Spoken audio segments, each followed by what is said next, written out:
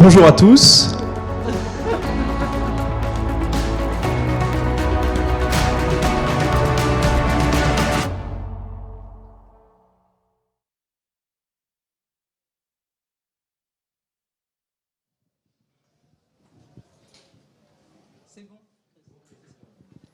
Bonjour à tous, beaucoup mieux. C'est un honneur, on est très heureux, Anne et moi, d'être là avec vous aujourd'hui pour parler donc de la révélation des talents dans nos organisations. On a une petite heure ensemble sur ce thème dans le but effectivement de partager en fonction de ce qui arrive aujourd'hui, de l'époque dans laquelle on vit, des différents sujets qui vont être les défis de demain. Comment est-ce que nous voyons les choses en tant que spécialistes de ce sujet et en tant qu'entreprise qui œuvre dans la révélation de ses talents depuis sa création. Sans plus attendre, donc parler rapidement de nous aujourd'hui qui allons vous accompagner dans ce moment. Je te laisse la parole, Anne, pour te présenter. Merci. Bonjour à tous. Donc, moi, je suis Anne Griffon. Je m'occupe du développement de l'offre Home, qui est une offre que nous avons construite il y a 5 ans déjà, parce que on connaît Châteauforme historiquement pour les lieux où on vous accueille, j'espère pour la plus grande part en séminaire ou en événement. Et certains de nos clients nous ont dit qu'ils avaient envie justement d'offrir une autre expérience à leurs collaborateurs et de pouvoir offrir du Châteauforme dans leurs espaces d'entreprise ou d'université d'entreprise. Et donc on a commencé cette aventure avec la Société Générale et puis on a continué à la développer avec un certain nombre d'entreprises dont je pourrais vous parler après. Et donc voilà, j'ai le plaisir d'accompagner ce projet avec l'équipe. Merci. Et donc pour ma part, donc Christophe Arnaudotti, je suis le dirigeant de la société Bifleur. Notre objectif donc chez Bifleur, c'est d'accompagner les transformations des organisations sur le volet humain.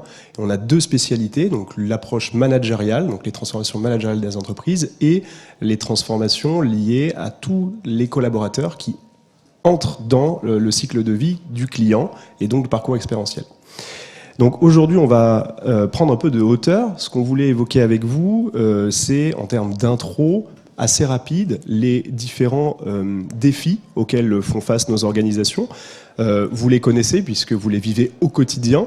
On a pour habitude de dire que après une crise, on doit rattraper un certain nombre de choses, repartir en croissance, retrouver de l'énergie au niveau des collaborateurs. Là, les crises s'enchaînent les unes après les autres. C'est devenu une composante presque naturelle et régulière des organisations. Il faut composer avec ça et vous avez tous dans vos organisations fait le pari que l'humain est au cœur en fait de la future réussite des défis sur des leviers croissance qui sont les nôtres.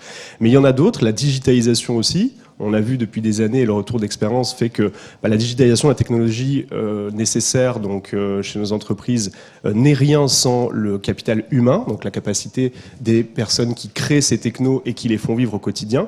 Donc on a aussi ces enjeux-là qui font que l'humain est la clé de la future, pour relever les défis de demain.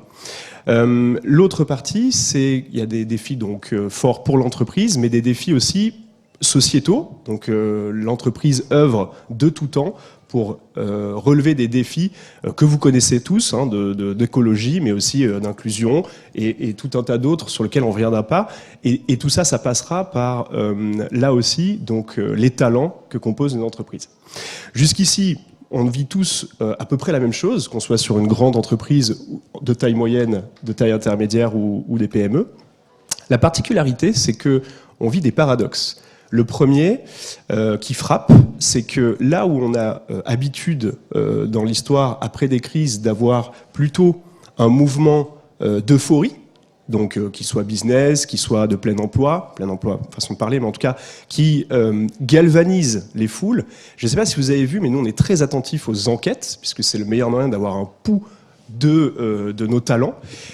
Celle de février, en tout cas celle qui m'a le plus interpellé, c'est que 41% donc des salariés se disent être en détresse psychologique. Alors, bien sûr, il faut aller chercher plus en détail quel panel a été pris et donc quelle typologie d'entreprise, quelle typologie de salariés. Ce que l'on voit, c'est qu'il y a un premier paradoxe, c'est que normalement, on est censé plutôt être en accélération, en euphorie, et là, on a plutôt un phénomène qui va avoir tendance à mettre nos collaborateurs dans une situation de détresse ou de difficulté. Quand on travaille chez Bifleur avec différents clients de taille intermédiaire ou de grands comptes, on voit aussi qu'un des sujets de fond, et je pense que c'est le vôtre aussi, c'est l'engagement des collaborateurs. C'est un gros sujet d'aujourd'hui. Comment est-ce qu'on fait pour doper l'engagement, pour faire en sorte que les collaborateurs soient au niveau? Si on a ce sujet, c'est qu'on a bien une question derrière cela. Et enfin, on voit un phénomène qui a plusieurs noms, on en reparlait avec Anne ce matin, celui qui est en train, ou qui est nommé aujourd'hui, qui est plutôt le brown-out, qui est de dire, mais qu'est-ce qui se passe aujourd'hui dans la tête des collaborateurs de manière de plus en plus massive? Aux États-Unis, ils l'appellent ça la grande démission. On voit qu'on a, on a en fait des collaborateurs qui ont une démission non pas physique, mais psychologique de leur job. Donc, ok, on est sur des gens qui vont continuer à réaliser les missions qu'on leur donne, mais un décrochage de plus en plus massif lié aux enjeux de l'entreprise. Le chiffre qu'on a sur le brownout qui est donc paru hier, c'est que potentiellement, très difficile à mesurer, c'est que 55% des actifs aujourd'hui en France seraient dans cette situation. Aux États-Unis, je crois que c'est pire. On en parlait avec Anne ce matin. Ils attendent une vague beaucoup plus massive que ça. Qu'est-ce qui se passe aujourd'hui, alors que les universités sont en place, alors qu'on a des programmes de développement des compétences, alors qu'on met des efforts depuis des années de différents types selon les organisations pour développer nos collaborateurs? Qu'est-ce qui se passe aujourd'hui et d'où vient ce décrochage? Alors, la réponse est complexe. On n'estime pas avoir la réponse unique à cela, mais en tout cas, un point de vue sur le sujet, et c'est ça qu'on voulait vous partager aujourd'hui. Le nôtre est qu'il y a plein de choses qui sont sous-jacentes à ça. La première étant que on va avoir, et nous on le rencontre aussi, un décalage entre ce que les organes de gouvernance des entreprises vont écrire, parce qu'il y a une certaine stratégie qui est lucide, qui est posée, et ce que les collaborateurs vivent au quotidien. Et donc là, on a un décalage entre ce qui est souhaité et ce qui est opéré.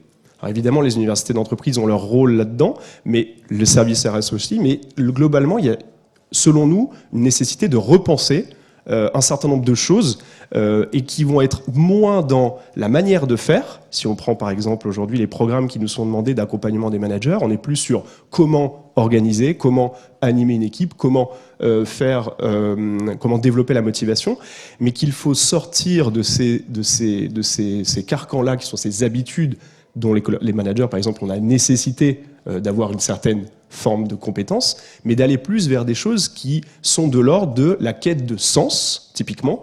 Et c'est un des sujets qu'on voulait prendre avec vous. Aujourd'hui, on voit que la solution qui peut être envisagée est plutôt d'aller investir, et les mots sont forts, dans la révélation des talents. Quand on dit cela, on dit beaucoup de choses.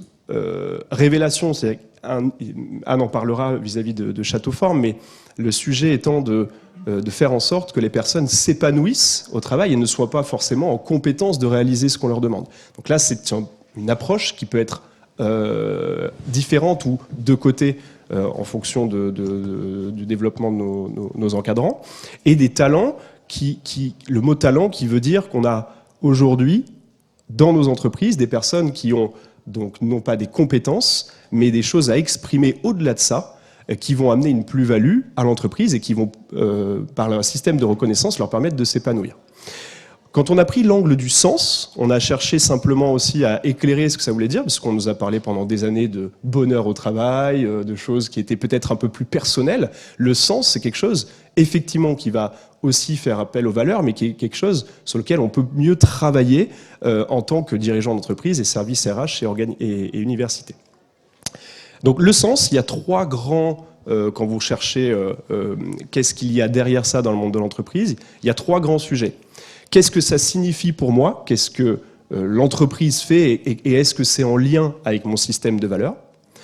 Est-ce que je suis fier de ce que je réalise? Donc, c'est-à-dire que c'est en lien avec ce que j'estime avoir comme compétence, comme expérience, comme chose à apporter aussi en dehors de mon cadre professionnel. Et le troisième sujet qui revient très fort, c'est les interactions sociales Donc, est-ce que j'ai assez, est-ce que je suis nourri en termes d'interaction sociale, qu'elle soit en interne ou en externe?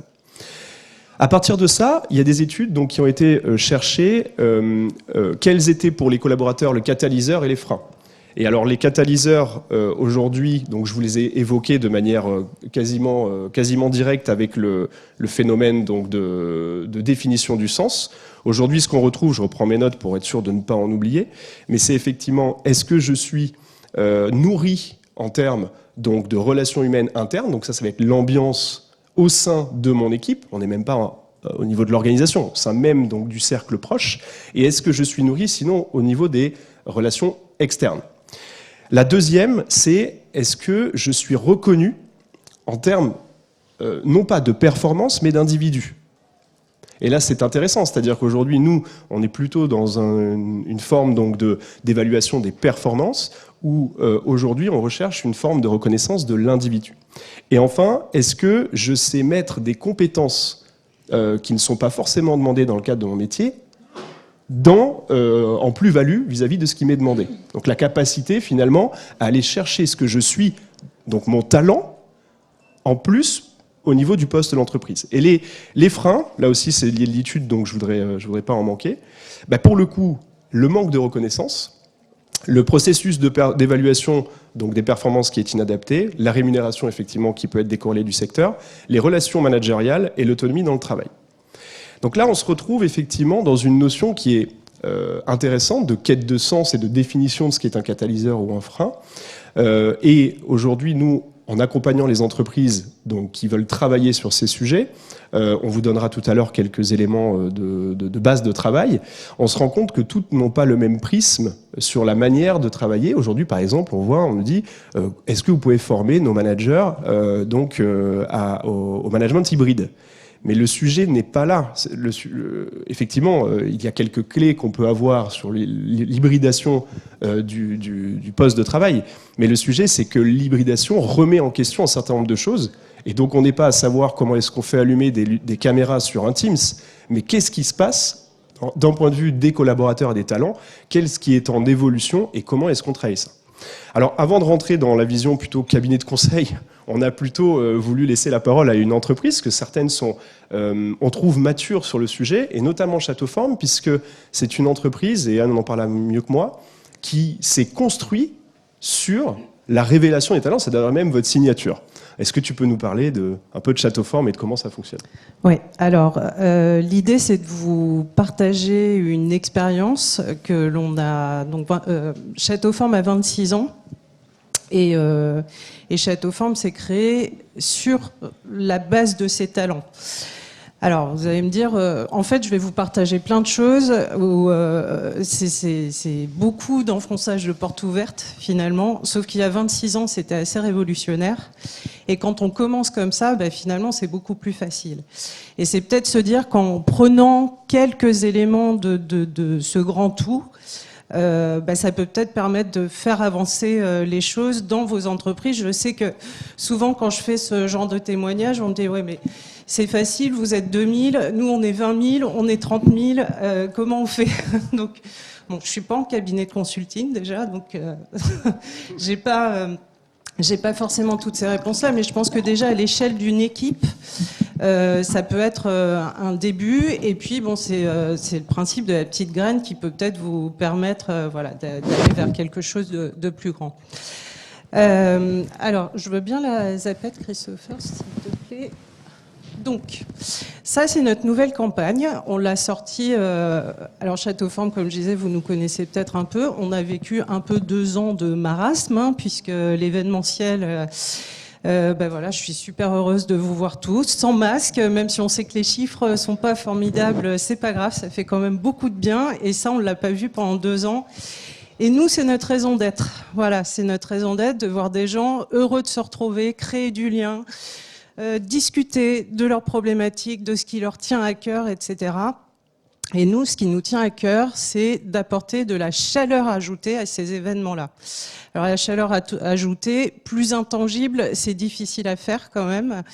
Et donc j'ai envie de dire, quand on a dit, ça s'est fait naturellement, mais on s'est dit notre or, notre matière première, ce sont nos talents, ce sont nos collaborateurs, assez naturellement, puisqu'on est dans un métier de service. Donc ce qu'on aime à dire, c'est que déjà on ne travaille pas dans le B2B, on travaille dans le H2H. On est vraiment dans l'humain. Et l'humain, il commence par nous.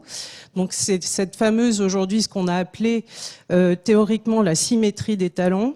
Mais c'est de dire, si je veux que mes collaborateurs apportent cette chaleur ajoutée aux gens qui viennent nous rendre visite, il faut que eux-mêmes ils soient super bien dans leur basket.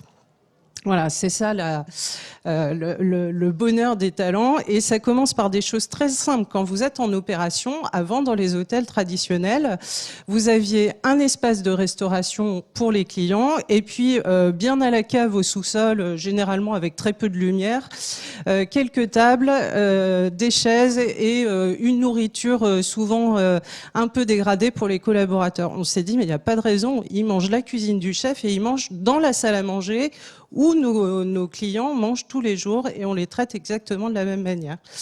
Et en fait, c'est une somme de petites choses comme ça où ils se disent mais en fait, je suis reconnue et c'est important ce que je fais. Alors, on a tout un vocabulaire qui fait beaucoup rire les gens qui nous connaissent pas puisqu'on doit avoir plus de 250 mots dans notre lexique pour nommer les choses, parce que pour nous, chaque chose est importante. Et par exemple, un plongeur, on va l'appeler un casserolier, une femme de ménage, ça va être une maîtresse de maison, et tous ces petits métiers que tout le monde a découverts pendant le Covid, qui semblaient si peu importants, nous, on les connaît, on les reconnaît tous les jours, parce que sans eux, eh ben, on n'existe pas non plus. Donc voilà, c'est une somme de petits pas, comme ça. Et donc, comme je vous disais, on a 26 ans, donc 26 ans, on a grossi, on a grandi, et notre plus grand défi, c'est d'en prendre soin de cette culture, parce qu'elle nous est extrêmement chère, et c'est de faire en sorte qu'elle soit vraiment portée par chacun, et qu'elle ne se dilate pas. Et donc là, ce qu'on a fait au sortir du Covid, on a interrogé différents talents dans les maisons de famille, qui sont les sièges, puisqu'on est dans 7 pays, donc on a différentes maisons de famille. On les a interrogés sur c'est quoi pour toi la culture Château-Forme, c'est quoi le socle de notre culture. Alors, il n'y a pas de mauvaise ou bonne réponse, mais on s'est rendu compte que la tradition orale avait fait son œuvre et chacun, on avait un peu fait son frustuc, comme on dit, avait pris ce qui l'intéressait plus ou moins, etc. Alors, dans l'ensemble, c'était hyper cohérent, mais à un moment, on s'est dit, eh ben, reprenons ça puisqu'on a grandi, et donc on a recréé le terreau de la chaleur ajoutée. Alors là, je vous jette ça un peu à la figure, c'est dense. Je pourrais faire 1 heure sur chaque petit coin, mais je vais vous le partager comme ça. Mais l'idée, c'était de reposer tous ensemble ce qui est le terreau de notre culture. Alors, il y a plein d'éléments que vous allez retrouver qui sont assez traditionnels du management. C'est l'empowerment, qui est justement des talents, un management par les valeurs. Alors là, vous le voyez pas, mais je vais vous lire la phrase que tout le monde connaît dans l'entreprise, qui vient de notre président, Daniel Habitant, qui est, et vous pouvez en profiter en tant que client, je vous le livre. Vous avez tous les droits pour satisfaire le client, quel qu'en soit le coût, et sans en demander la permission à quiconque. Allez-y, lâchez-vous dans les maisons. Non, je rigole, mais c'est extrêmement important. C'est-à-dire que avec ça, vous faites des miracles. Vous avez un souci à régler avec votre client. Vous n'attendez pas d'avoir la permission, de vous demander si ça va coûter de l'argent, mais comment je vais faire, etc. Et on règle tellement de problèmes comme ça. Et les talents se sentent tellement responsabilisés que voilà, ça c'est déjà une phrase absolument magique qu'on partage tous les jours à nos talents. Qu'est-ce que vous avez sur ce document? Vous avez un élément important. Alors, comme je vous disais, je vais vous partager des choses qui sont aujourd'hui qu'on ressasse à l'envi, mais encore faut-il l'appliquer. C'est que nous, on est en pyramide inversée. Donc, le client, naturellement, est tout en haut. Les gens les plus importants pour nous sont les équipes de terrain, les équipes de maison. Et le plus important, c'est le casserolier, c'est la maîtresse de maison, c'est toutes ces personnes, comme je vous disais, qui œuvrent dans l'ombre et qui font que tout va se passer extrêmement bien pour nos clients. Ensuite, vous avez les équipes maison de famille, donc les équipes support. Vous avez l'orchestre, qui est une espèce de COMEX agrandi, ce sont les leaders. Et enfin, vous avez le CODIR, qu'on appelle le G10. Et on est vraiment sur un principe, ça aussi c'est un terme que vous connaissez, mais là aussi encore faut-il l'appliquer, de servant leader. C'est-à-dire qu'on n'est jamais dans le contrôle. Et pour le coup, nous, là-dessus, le Covid ne nous a pas fait mal parce qu'on n'est jamais là pour contrôler le travail de quelqu'un. On est vraiment sur un principe de confiance a priori. Et l'idée, c'est de l'aider à grandir et à voir comment il peut évoluer dans l'entreprise. Et c'est là qu'on va commencer à toucher à la notion de talent. C'est là aussi, en tant que gens de RH, vous connaissez ça par cœur, c'est s'intéresser davantage aux soft skills qu'aux expertises. Mais en tant que servante leader, déjà quand on va recruter, on va faire en sorte que la personne soit recrutée par les gens avec qui il va travailler, et nous on va juste venir en complément pour rassurer l'équipe et dire ok, est-ce que bon, si vous voulez que je le voie, il n'y a pas de souci, valider qu'il est bien dans nos valeurs, puisque un élément extrêmement important, c'est qu'on fonctionne sur des valeurs et non des règles. Alors les valeurs, elles sont là, elles sont au nombre de 6. Donc vous avez l'amour du client. Alors je vous dis, on aime bien le vocabulaire, et ce terme il est fort. Hein. C'est pas on prend soin du client, c'est on l'aime notre client. Et voilà, on parle vraiment d'amour du client. On a une notion d'audace et d'initiative. Donc ça aussi, c'est des choses que toutes les entreprises utilisent et dont tout le monde se gargarise. C'est le droit à l'erreur. Alors c'est pour un Français, c'est quand même encore assez nouveau, hein, parce qu'on le dit beaucoup, mais on a quand même du mal à le pratiquer. Ben nous, on adore ça. On dit que pour pousser, il faut se planter. Donc plantez-vous tous les jours. On a le droit de se planter tous les jours, mais jamais de faire 2 fois la même erreur. C'est ça le truc. C'est qu'est-ce que tu apprends quand tu t'es planté. Loyauté et honnêteté. Bon, évidemment, si on peut éviter de se tirer avec la caisse, c'est quand même mieux, mais c'est pas que ça. C'est vraiment soutenir les autres. C'est ce qu'on appelle l'esprit de famille que l'on retrouve un peu plus bas. Et alors cet esprit de famille, il a une force absolument incroyable. C'est la capacité à s'intéresser à l'autre, en fait, dans son métier, mais aussi dans sa vie privée. Et autant vous dire que le Covid qu'on a traversé pendant 2 ans, on l'a vraiment vu, l'esprit de famille, c'est-à-dire appeler ses collaborateurs, appeler les gens, prendre soin d'eux, savoir comment ils vont, plus ou moins isolés, etc. Et c'est aussi pouvoir filer un coup de main quand on est un peu débordé par une tâche, avoir la maison de famille qui débarque dans une maison quand on ouvre, parce qu'à 3 jours de l'ouverture, rien n'est prêt, et donc tout le monde vient filer un coup de main. Enfin voilà, il n'y a pas d'histoire de territoire ou de ce job-là et à moi ou à moi. On est très open là-dessus. Et qu'est-ce que ça permet ? Tout simplement, par rapport à une entreprise un peu plus traditionnelle, on va dire, c'est aussi de faire tomber les masques. Et donc, on sait en fait qui on a en face de nous, et c'est tellement plus simple de travailler comme ça et tellement plus agréable. Alors, et c'est là que le servant leader va déployer tout son talent, on va dire, c'est grandir et faire grandir. Donc, le faire avec et laisser faire. C'est-à-dire que bon, on ne lâche pas dans la nature, hein, c'est pas comme ça qu'on fait grandir quelqu'un. Mais par contre, c'est vraiment être là en support, le faire avec lui, s'assurer qu'il a tous les outils, s'assurer ensuite avec lui qu'il arrive à le faire, et puis le laisser grandir comme ça. Et puis parce que c'est pas que un monde de bisounours, on a quand même une notion de performance aussi. Hein, on n'est pas une entreprise à caractère, comment dirais-je, philanthrope, voilà, merci. Bon, on n'est pas au CAC, hein, c'est une entreprise familiale, alors c'est vrai que ça aussi, c'est quand même plus facile, mais notre président a été en entreprise cotée avant, et il s'est d'ailleurs bien juré qu'il n'y retournerait jamais, parce que il y a quand même un secret, c'est que tout ce qu'on fait, on s'autorise à le faire aussi sur des temps longs. On sait qu'il faut du temps pour mettre les choses en place, y compris avec les talents. Et donc, on a ce luxe de pouvoir prendre le temps avec nos talents. Voilà, je crois que je vous ai dit à peu près l'essentiel sur cette partie de la culture. Je pourrais vous en parler des heures, hein, parce qu'elle me passionne. Moi, je suis tombée dedans il y a 5 ans et j'ai vraiment trouvé quelque chose qui me ressemble. Moi, je suis tout en bas de la pyramide et pourtant, je me suis jamais sentie aussi épanouie. Et elle fait des miracles, en fait, pour porter les collaborateurs et pour atteindre les objectifs qu'on se fixe. C'est très puissant. On a prévu une dizaine de minutes de questions-réponses si après vous voulez, pourquoi pas, interagir avec nous. Merci Anne. Donc effectivement, ce qui est intéressant comme témoignage, quand on connaît cette entreprise de l'intérieur, hein, pas au niveau de ses prestations, c'est tout ce que tu viens de dire, c'est cette capacité à incarner la stratégie. C'est-à-dire qu'avoir une stratégie de talent, globalement, nos entreprises l'ont toutes. Nous, ce qu'on observe, et c'est pour ça qu'on voulait faire ce témoignage, qu'on travaille avec des clients qui sont plutôt du CAC ou des ETI, c'est qu'on a systématiquement des écarts entre ce qui nous est dit et ce que l'on observe. D'ailleurs, notre mode opératoire, la première étape, c'est mesurer les écarts. Donc, il y a une question effectivement fondamentale qui se pose, c'est est-ce que c'est simplement la taille qui fait ça ? Voilà, Château Fort, vous avez la chance d'être 2000, quand vous serez 20 000, c'est fini, vous aurez les mêmes écarts. Ou est-ce que c'est l'incarnation, la capacité aussi à réellement sortir des sentiers battus sur certains sujets, notamment la dimension liée au sens du travail. Il n'y a pas de manager chez Château Fort, il n'y a que des leaders. Donc qu'est-ce que ça veut dire derrière ? Quel métier ils font ? Est-ce que c'est différent ? Comment ils l'incarnent ?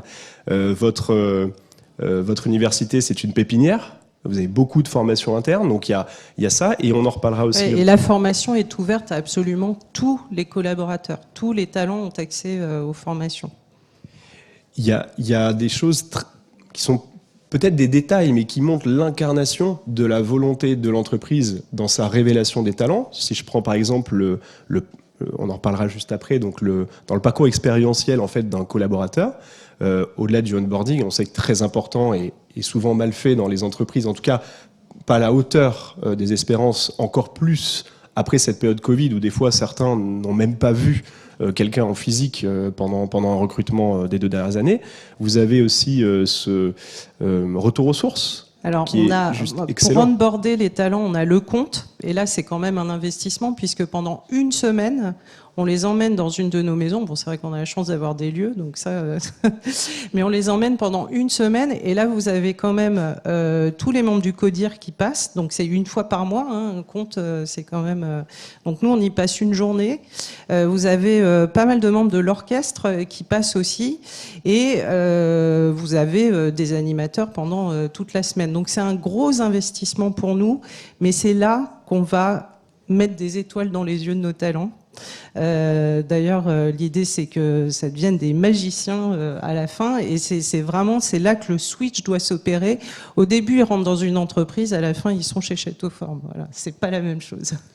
Et le retour aux sources, c'est une fois par an de mémoire. Voilà. Et l'idée aussi, c'est de se souvenir que ce sont les maisons qui nous font vivre et que ce sont nos clients. C'est grâce à nos clients que nous sommes là. Et donc tous les ans, la maison de famille retourne en maison pour filer un coup de main, donc reprendre les métiers de maîtresse de maison, de casserolier, d'hôtesse d'accueil, vraiment remettre les mains dedans et être au cœur de l'équipe et accueillir les clients. Donc c'est très drôle d'accueillir le CODIR de Renault, de Danone. Donc on voit qu'on est sur aussi une incarnation différente, en tout cas surprenante, hein, pour pas forcément différente si vous faites déjà ça, de ce qui peut être fait aujourd'hui dans cet accompagnement des talents. Alors, on rentre dans la deuxième phase. Là, l'idée, c'est de se dire, bon, comment est-ce que, si vous souhaitez travailler sur ce sujet de révélation des talents dans vos entreprises, on pourrait s'y prendre. Donc là, pareil, il n'y a pas d'approche miracle, un certain nombre de réflexions. Pour vous guider sur ce sujet, on s'est dit qu'on allait reprendre l'approche que vous connaissez sûrement des 5 E. Donc, on parle de l'époque, l'écosystème, marché, l'entreprise, l'équipe, l'ego. On a quand même longuement parlé de l'époque, donc je vous propose de le mettre de côté. On voit les défis auxquels on fait face et les difficultés sur lesquelles on peut avoir et se concentrer sur les 4 E finalement. C'est issu de notre expérience avec des entreprises, donc pour les aider à rentrer dans cette stratégie de révélation des talents. Le premier donc, va être plutôt la logique d'écosystème. Donc là, on est... la question m'a été posée tout à l'heure, on vous enverra le livret plus détaillé. Là, c'est dans l'esprit de faire quelque chose de plus interactif. Là, on est dans une phase où on se dit que, comme Château Fort l'exprime, on repart systématiquement avec nos clients finalement des attentes fondamentales des clients. Donc on va incarner cette pyramide inversée. Et donc on va mettre au clair très tôt, alors qu'on est sur des systèmes finalement plutôt de management ou de révélation des talents au sens large, on va reprendre le parcours expérientiel souhaité côté client pour en déduire une organisation qui soit adaptée et in fine définir deux choses qui sont aujourd'hui plutôt écrites dans les entreprises, mais qui doivent être réincarnées, c'est la raison d'être et les valeurs. Là, on va chercher, pareil, des portes ouvertes, cette partie-là, c'est plutôt bien fait, mais toujours est-il qu'on peut se reposer la question. Là, ce qu'on va chercher, c'est l'adéquation entre les systèmes de valeurs. C'est-à-dire que l'entreprise Château-Forme aujourd'hui dit moi, je veux que le client rêve quand il vient, il y ait de la chaleur ajoutée. Il faut qu'il y en ait en interne, sinon ça ne peut pas fonctionner.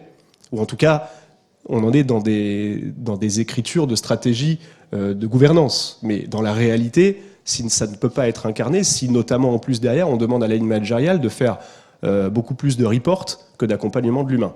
Donc on est sur quelque chose qui, à un moment donné, doit être en symétrie, pour le coup, dans les systèmes de valeurs. Le deuxième point qui va être plutôt la logique d'entreprise, où là on va chercher une notion finalement en adéquation avec l'écosystème. Quel est le parcours expérientiel du collaborateur, donc des talents, pour qu'on emploie les bons mots maintenant, ces trois ou quatre phases qu'on connaît tous, de l'onboarding jusque, pourquoi pas, son départ en retraite, si on arrive à aller jusque-là, et quelles vont être les petites choses qui vont faire la différence. Alors sur le onboarding, là aussi, notre expérience montre que beaucoup d'ambition, mais des fois des choses contre-productives dans la capacité à faire incarner le collaborateur dans sa future vie, la stratégie qui a été mise en place. Là, vous le faites de cette manière-là. Et puis, il y a de l'entretien. Typiquement, c'est pour ça que je te relançais là-dessus. Le côté, dans le parcours expérientiel du retour aux sources est fondamental. Alors, effectivement, c'est pas toujours possible. Et puis, on peut se poser les questions. Ceux qui sont déjà aux sources, qu'est-ce qu'ils font? Donc, il y a des... voilà. Non, mais c'est intéressant. Bah oui. Eux, ils font pas de retour aux sources. Par contre, ils ont une semaine où on les sort de leur maison et ils vont en exploration en équipe, parce qu'ils ont besoin de créer du lien entre eux aussi, et ils vont travailler sur une thématique que le couple ou les responsables de la maison, qui sont souvent des couples, auront défini pour l'année, et donc ou un point qu'ils ont envie de travailler avec l'équipe, et ils partent une semaine pour faire se retrouver et avancer sur le sujet. Donc voilà, hyper important d'avoir ces petites choses qui vont reconvaincre, alors tous les ans, tous les 2 ans, enfin de manière systématique dans le parcours expérientiel du collaborateur, quelle est la stratégie et quel est le souhait. Elle s'appelle la semaine autrement, parce qu'on a aussi un petit mot comme ça. Voilà, il faut toujours un wording adapté. Une notion de mesure aussi qui à mon sens, est à revoir. Encore une fois, avec beaucoup de neutralité. Souvent, quand on est sur ce type de projet, on demande quel est effectivement le pouls, quel est le niveau de confiance dans l'entreprise. Et là, souvent, on me répond, il y a un certain nombre d'enquêtes qui sont faites en interne, et donc on regarde les enquêtes. Il y a un décalage très fort, souvent, entre les enquêtes qui sont faites pour aller mesurer un certain nombre de choses, sont basées sur l'état de l'art, et l'adéquation avec la stratégie de l'entreprise, notamment sur la capacité donc des talents à pouvoir se révéler et à mesurer le niveau de confiance envers l'entreprise, envers ses pairs, envers soi-même. Et donc, il y a des outils de plus en plus qui sortent et qui ont du sens, que vous connaissez peut-être comme Supermood ou d'autres, qui vont commencer à dépoussiérer un peu tout ça et aller chercher réellement le niveau d'engagement et de confiance que les collaborateurs peuvent avoir envers l'entreprise. Alors ça, si je peux l'illustrer aussi, il y a 4 ans, on avait fait un Great Place to Work que tout le monde connaît. Et pour le coup, nous, on s'est dit, on va pas le refaire tous les ans. On le prend. On avait des choses, évidemment, sur lesquelles on pouvait travailler. Et donc, on a repris cette enquête et on l'a fait uniquement en interne pour nous, parce que tous les éléments qu'on a pris, on les travaille et on veut voir si on s'est amélioré. Donc maintenant, c'est devenu le Happy at Château-Forme, qu'on fait une fois par an, qui est super animé parce qu'on a un taux d'engagement, on a 90% de l'entreprise qui répond. Et derrière, on travaille vraiment sur les items avec chacun des leaders. C'est un travail de fond énorme pour nous. C'est vraiment un outil de management.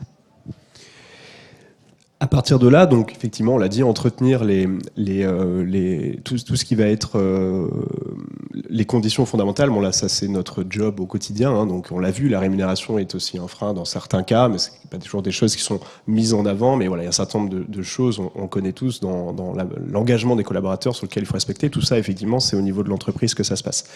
Là, ce qu'on va chercher, c'est aussi un changement de paradigme au niveau de l'expérience collaborateur. Encore une fois, ça se base sur notre humble retour d'expérience dans l'accompagnement des clients. On voit un décalage sur ce qui est écrit stratégiquement et ce qui est fait et ce qui est fait vivre, ce qui est vécu par les talents. À ce niveau-là, on va commencer à parler de la capacité que l'entreprise va avoir à faire relayer cette stratégie sur l'ensemble des collaborateurs, donc les lignes managériales au niveau de l'équipe notamment. On l'a vu, l'ambiance est quelque chose d'important, la reconnaissance pour le sens au travail et les relations que je vais avoir donc au niveau de mon manager, de mon leader, si on prend les bons mots, par exemple comme Château Farm. Aujourd'hui, pareil, un éclairage que nous on a. Quand on travaille sur des programmes d'accompagnement des managers, quand on a une entreprise qui a une volonté de faire évoluer sa culture durablement vers la révélation des talents, on voit que les managers, finalement, il y a 4 macro-compétences qui ressortent. Sa capacité à organiser, sa capacité à animer au quotidien son équipe, sa capacité à entretenir et à développer la motivation et sa capacité à développer les compétences de ses collaborateurs. Là encore, on est sur un autre type de sujet, c'est-à-dire que ces éléments-là ne ressortent que très peu quand on voit les études faites sur la quête de sens des collaborateurs.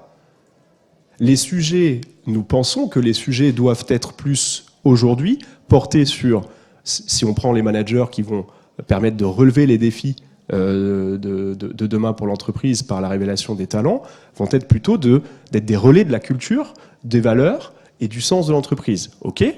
Juste derrière, plutôt être des personnes qui sont des experts des interactions sociales.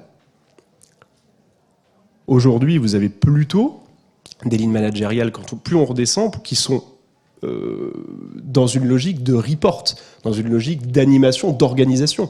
Les contraintes sont très lourdes, ça explique cela. Mais est-ce que c'est pas une des causes de ce que l'on voit et ce qu'on disait tout à l'heure sur le brown-out et où le grand démissionnement qui est en train d'arriver. Le sujet est donc de revoir peut-être l'approche et non pas de dire qu'il ne faudra pas former sur la capacité à organiser et à animer une équipe. Mais si on forme tous nos managers à développer la motivation des équipes et qu'on se retrouve avec ces phénomènes, c'est qu'il y a sûrement quelque chose qui ne va pas dans l'équation. Ouais, notre président a un mot qu'il aime bien utiliser souvent, c'est le génie du « et » et la tyrannie du « ou ». Ne choisissez pas, en fait, ce sont les deux qu'il faut faire. Évidemment qu'on organise, on anime, on motive, on développe. Mais on est aussi et surtout garant de la culture, du parcours et de la formation. Ça, c'est essentiel et c'est comme ça que vous passez de manager à leader, en fait. Et donc, effectivement, l'enjeu est plutôt l'axe de communication souhaité dans le développement et les outils peuvent être différents et donc mis à disposition et se retrouver dans cette logique-là. Et enfin, ils doivent être logiquement, si on est aligné, garants de cette expérience collaborateur. Ce sont bien les leaders qui vont faire vivre ça au quotidien. Or là aussi, on a des décalages très forts entre les ambitions portées que l'on peut entendre et la réalité. Donc c'est souvent, et pour le coup là vous êtes bien placés, les services RH qui vont s'entêter à essayer de faire vivre le parcours expérientiel des collaborateurs. Les opérations sont plutôt souvent engluées dans l'opérationnel et dans les contraintes qui sont les leurs. Moi, juste un petit outil vraiment qui est tout bête. Hein. Vous connaissez la règle du médecin pour la douleur entre 0 et 10 pour qu'il arrive à capter vraiment dans quel état vous arrivez, entre guillemets. On a la même, mais nous, c'est l'indice de bonheur au travail. Et en fait, vous pouvez soit le demander une fois par an, hein, au moment de l'entretien que vous appelez peut-être d'évaluation et qu'on appelle d'évolution. Et sinon, vous pouvez le demander assez régulièrement. Et en fait, on s'en fiche en fait du numéro dans l'absolu. C'est juste que c'est un super point de départ pour prendre la température de votre collaborateur. Si c'est quelqu'un qui est toujours à 7, c'est que s'il a un 7 dans l'âme, mais c'est pas grave. Mais quand il arrive à 4 ou à 5, c'est qu'il y a quand même un truc qui coince. Et ça va vous permettre en fait de démarrer une conversation et de tirer le fil.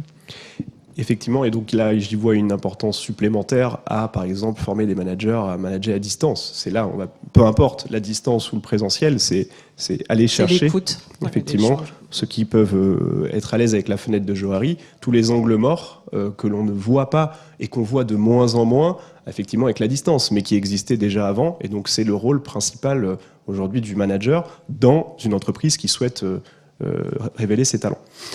Enfin, et donc c'est une couleur qui n'est pas du tout adaptée puisque vous ne devez rien voir de loin, mais je suis là, je crois, pour ça, et on vous l'enverra par mail. Donc au niveau de l'ego, donc de l'individu, hein, bon, l'ego n'est pas forcément le mot le mieux choisi, quoique nous sommes manifestement tous des êtres égocentrés au départ. Travailler sur sa capacité et à exprimer effectivement ses talents. C'est aujourd'hui la question souvent qu'on pose à des managers qu'on peut peut-être, par exemple, accompagner, c'est de lister 1 ou 2 talents pour chaque collaborateur qui n'est pas en lien avec son activité et sa mission. C'est très compliqué, ça. C'est très compliqué, c'est hyper révélateur. Pourtant, ils sont ultra formés, hein. Et vous êtes patron ou patronne des universités, donc il y a des programmes pour ça. Ça veut dire qu'on n'est pas dans l'explication qu'il faut le faire. Il y a quelque chose qui doit être incarné. Ils doivent effectivement aller chercher ça pour comprendre qui ils ont en face et comment est-ce qu'ils peuvent les aider à amener de la valeur dans l'entreprise et à donner du sens à leur talent. Il faut effectivement aller chercher la manière dont ils peuvent être reconnus. Donc là, pour le coup, en tant qu'individu, certes sur les performances, mais et aussi en tant qu'individu.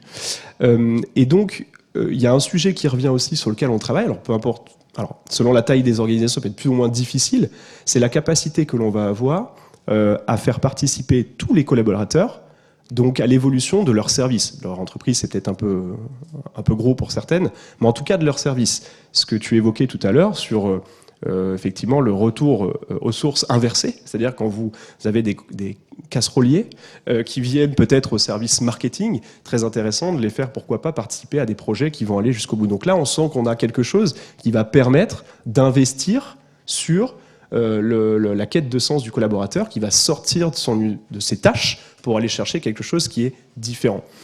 Donc on voulait vous parler de ces éléments-là qui sont plusieurs tips et qui sont soit tout à fait à propos en fonction d'une organisation ou soit peut-être tout à fait décorrélés d'une autre, mais qui sont un ensemble d'éléments qui permettent d'aller plus loin dans l'investissement sur la révélation des talents. Donc vous voyez, on a dit, pour faire une boucle et vous laisser peut-être quelques questions, investir, c'est-à-dire que Anne l'a dit à plusieurs reprises, il y a un investissement peut-être un petit peu différent de celui dont on a l'habitude, pas forcément de l'investissement en moyens, alors pour le coup, je prêche pas pour ma paroisse, mais pas forcément en formation, mais qui est de l'investissement en temps, en échange. Investir dans ses talents, c'est vrai qu'aujourd'hui, si je vous parle d'organiser des séminaires ou des événements, ça sonne presque comme une évidence, parce que vous savez qu'il faut quand même que les collaborateurs se retrouvent à un moment.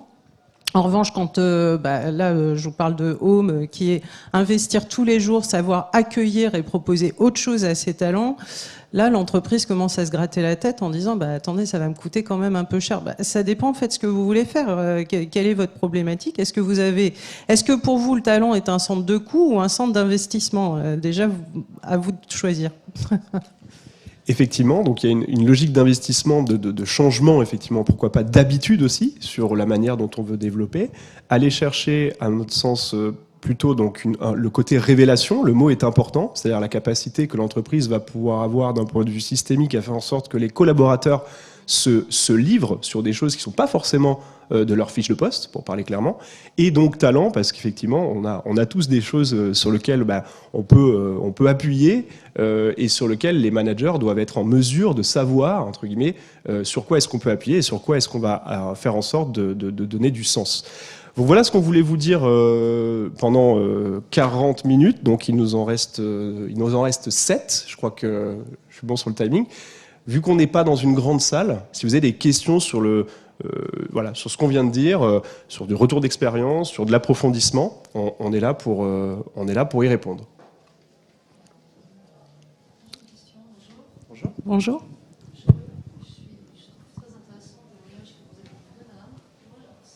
Attendez, vous avez un micro qui arrive, je pense que ce sera plus agréable pour... Merci. Oui, merci pour votre témoignage que j'ai trouvé absolument passionnant. Je me pose une question sur la projection, en fait. Bien souvent, les collaborateurs se posent eux-mêmes des questions sur « Ok, tout va bien, mais so what? Qu'est-ce qui se passe après? Quelle est mon évolution? Comment je me projette, en fait, après le sens ?» Et du coup, je suis très intéressée de savoir comment est-ce que vous projetez les gens, comment vous les faites évoluer dans votre entreprise, qu'est-ce qui est prévu ou pas sur ce sujet-là. C'est une excellente question. Alors c'est un sujet je pense qu'il y a un point qui est important dans l'organisation que l'on a. Alors je ne sais pas si tout le monde peut l'appliquer, mais on n'a pas 2000 collaborateurs. On a 2000 collaborateurs divisés par 70. On a 70 lieux. Et donc, en fait, on a 70 unités et on veut vraiment que chacun soit en responsabilité de sa famille et de son unité. Ce qui fait que ça nous donne une agilité quand même beaucoup plus importante. Donc, évidemment, le socle de valeurs que je vous ai partagé, tout ça, c'est pour l'ensemble des talents, mais après, on fonctionne en petites unités, c'est beaucoup plus simple. Pour répondre à votre question, je pense que ça rejoint beaucoup ce que disait Christopher, c'est déjà s'intéresser à qui est le talent et qu'est-ce qu'il veut faire intrinsèquement et qu'est-ce qui l'intéresse. On a des comptables qui sont devenus chefs. On a un hôte de nuit qui est devenu couple d'hôtes. On a des transversalités qui honnêtement n'existent pas en France et qui sont assez rares et qu'on arrive à faire dans l'entreprise parce qu'on s'intéresse vraiment à intrinsèquement qu'est-ce qui te fait plaisir et qu'est-ce qui te donne envie de te lever le matin. Et ça déjà c'est un travail, il faut aller au bout de ça. Et donc on n'a pas un parcours sur mesure, on n'a pas des parcours. Bien sûr qu'on a ce principe un peu de haut potentiel pour des talents qu'on va repérer et on sent que eux-mêmes ne le savent pas mais qu'ils en ont sous le pied et qu'on va les accompagner. Mais c'est pareil en fait, on ne fait que du sur mesure, il n'y a pas de parcours écrit. Alors il y a oui, quand on accueille un nouveau talent ou qu'on veut embarquer quelqu'un, on va lui montrer les possibilités d'évolution, mais surtout ce qu'on lui dit, c'est il y a de grandes chances que ça se passe pas comme ça en vrai. Il y a de grandes chances que tu aies un parcours totalement erratique. Par contre, notre souhait, c'est vraiment que tu restes avec nous.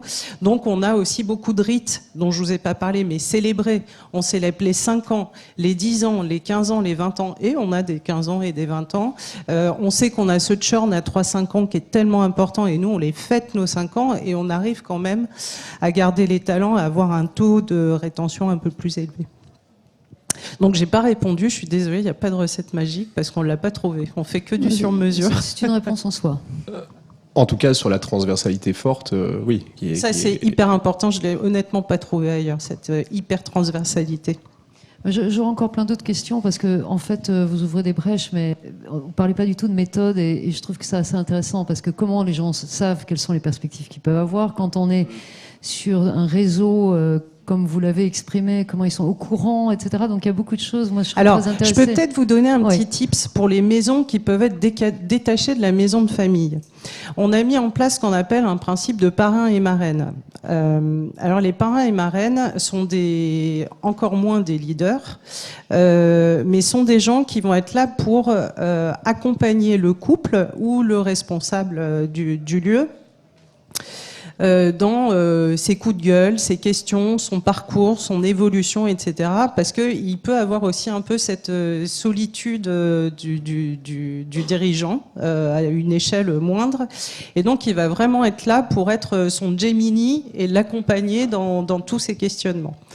Alors vous avez les jeunes couples qui arrivent et c'est plutôt des couples plus âgés qui vont les accompagner pour être dans des parties plus opérationnelles. Et puis moi par exemple je suis en responsabilité, j'accompagne trois couples en étant au CODIR. C'est plus justement pour leur donner ces perspectives parce que quand j'ai 10 ans, 12 ans de maison, il y a un moment je peux me faner et me dire mais ok, donc j'ai fait une petite maison, une grande, une ouverture, je suis partie à l'international, j'ai accompagné 5 maisons, qu'est-ce que je fais après? Moi je suis là pour lui parler des évolutions de l'entreprise, de la stratégie, de Home qui ouvre des universités d'entreprise, qui va dans le tertiaire, etc., et qui vraiment les nourrit, pas une fois par an dans un séminaire, mais qui tous les mois échange avec eux, leur donne des perspectives. sur autre chose, parce qu'on sait très bien que dans ces entreprises, même si nous sommes plus petits, il y a énormément d'outils et que les gens n'en connaissent que 5% en réalité. Donc on est là vraiment pour faire ce travail de proximité et pouvoir donner ces fameuses perspectives. Allez, Merci. est-ce qu'on a...